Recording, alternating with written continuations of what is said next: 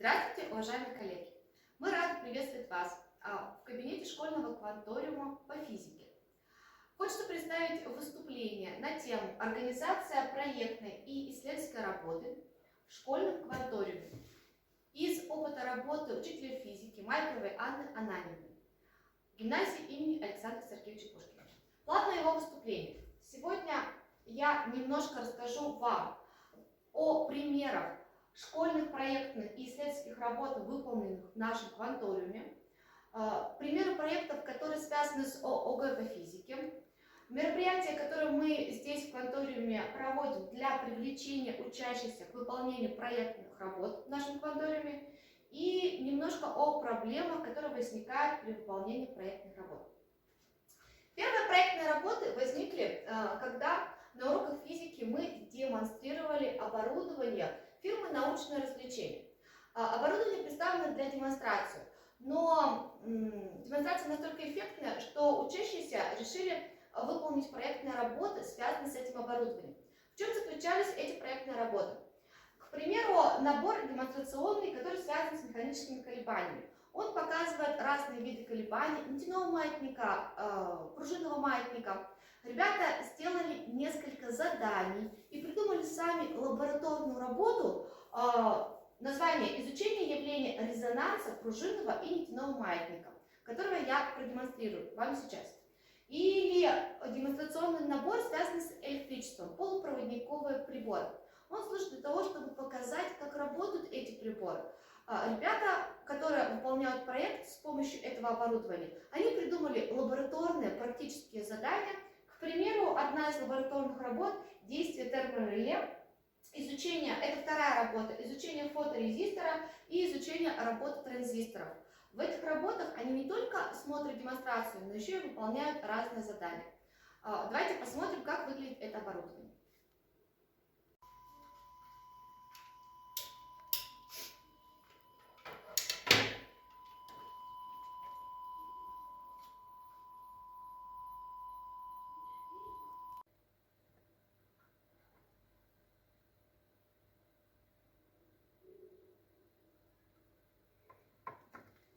Мы с вами понаблюдали, как работает демонстрационное оборудование, и вот примеры, как можно выполнить лабораторную работу, придуманную учащимся в рамках проектной деятельности на уроке.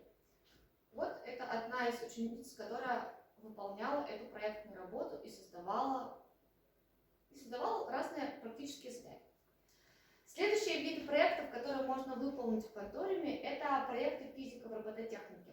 Наш кванториум имеет большое количество различных видов робототехнического оборудования, связанных с физикой.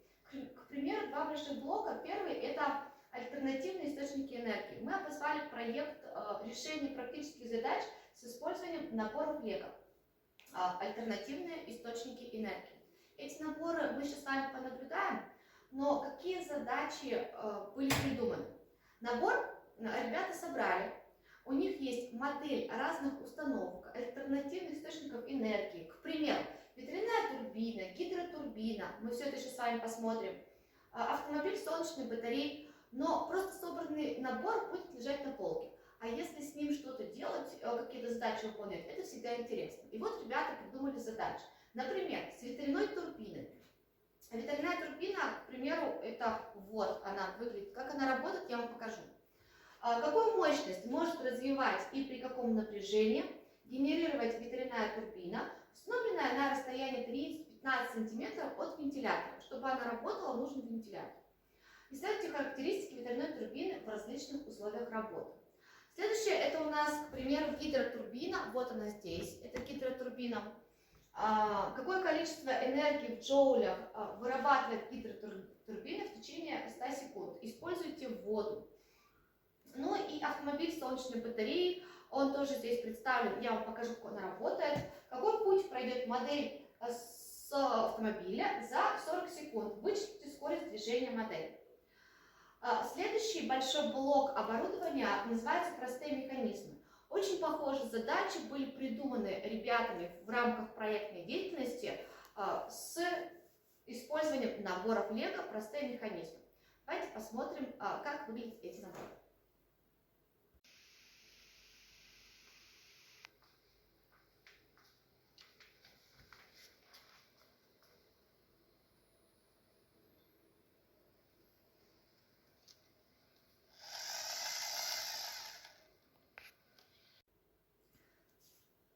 примеры моделей, которые вы сейчас наблюдали на видео.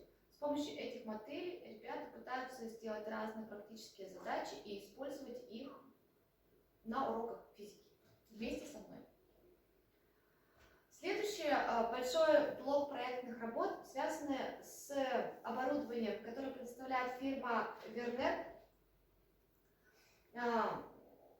Примеры проектов, которые мы создали с помощью этого оборудования. Это создание зарядного устройства, получающего энергию от солнца для питания аккумуляторных батарей. Получается, у нас этот набор связан с исследованием альтернативных источников энергии. Дальше мы этот набор вам покажем, этот проект. Дальше проект «Большие мощности». Проект, целью которого называется конструирование и оптимизация лопастей ветрогенераторов. Этот проект включает из себя, он создается с помощью оборудования этой же фирмы и исследует ветровую энергию. Ребята делают лопасти ветрогенератора такими, чтобы мощность была максимальной. Создают.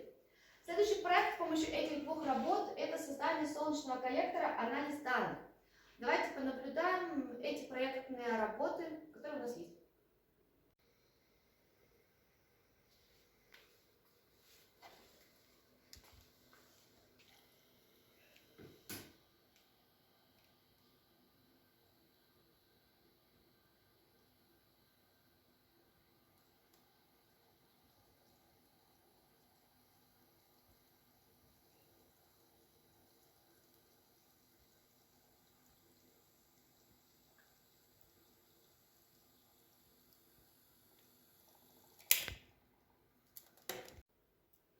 Мы сейчас с вами понаблюдали проекты, которые связаны с альтернативными источниками энергии, которые были созданы с помощью данного оборудования. Альтернативные источники энергии, солнечная батарея и ветряная мельница.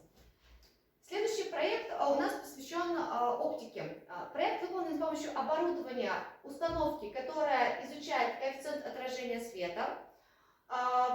Цель проекта – исследовать, как отражается свет в зависимости от цвета поверхности. Выяснить, как меняется температура тела от цвета отражаемой поверхности. Ну и вам представлена фотография, как работает данная установка. Следующие все проекты посвящены теме ОГЭ по физике. Мы начали готовиться к тому, что в будущем все лабораторные работы в ОГЭ будут выполнены, или большинство из них будет выполнено с помощью датчиков.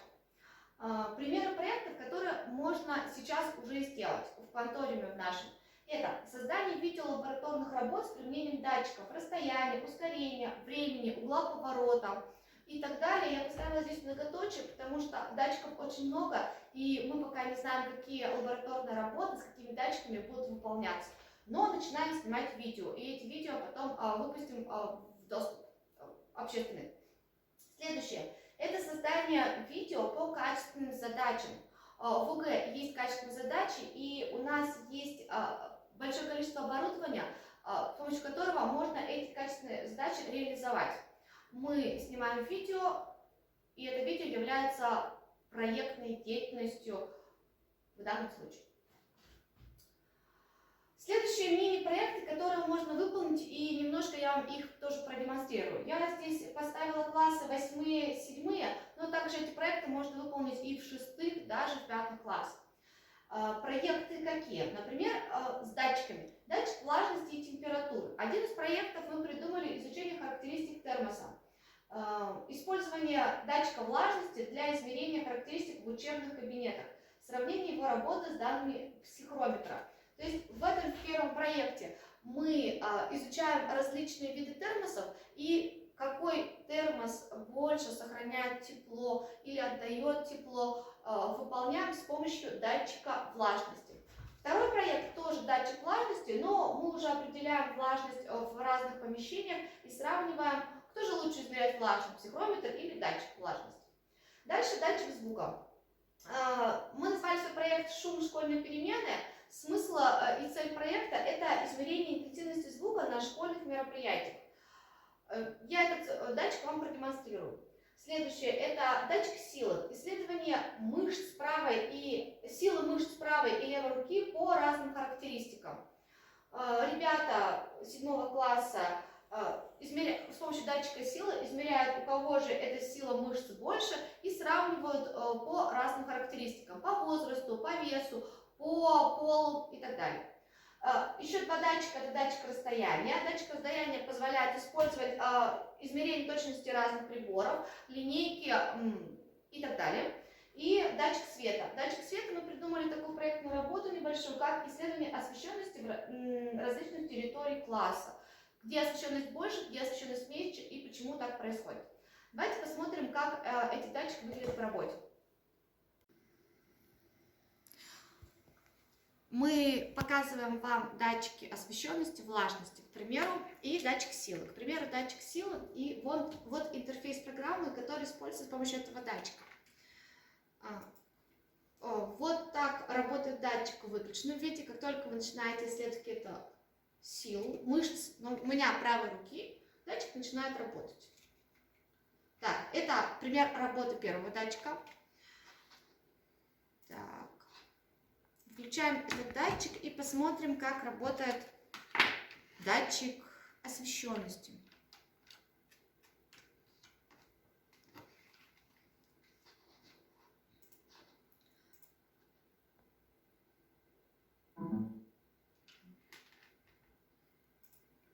Так, вот пример датчика освещенности. Видно, что программа несложная. Подключаем этот датчик и посмотрим, что у нас освещенность меняется в зависимости от расстояния. Попробуем совсем закрыть, уменьшить освещенность. Вот она уменьшается. Вот так работает данный датчик. Мы с вами понаблюдали работу разных датчиков, а дальше по плану у нас, кроме проектной и исследовательской работы, какие мероприятия проводятся в нашем планториуме для привлечения учащихся к выполнению проектов именно у нас. Во-первых, это, конечно, дни открытых дверей, на которые мы приглашаем и показываем все наше оборудование, как оно работает. Мастер-классы для 5-6 классов, для того, чтобы они в старших классах к нам записались и пришли. А дальше, к примеру, мы еще придумали проект, который называется «Трейлер к школьному кванториуму». Ребята приходят на наши занятия, снимают небольшие видео, и эти видео выкладывают в YouTube и соединяют их вместе. В конце года мы должны получить хороший, один качественный трейлер по всем тем работам, которые мы здесь выполняем. Ну и давайте понаблюдаем. Вот, к примеру, один из последних мастер-классов для 6-классников, который был проведен в декабре в нашем кванториуме по физике.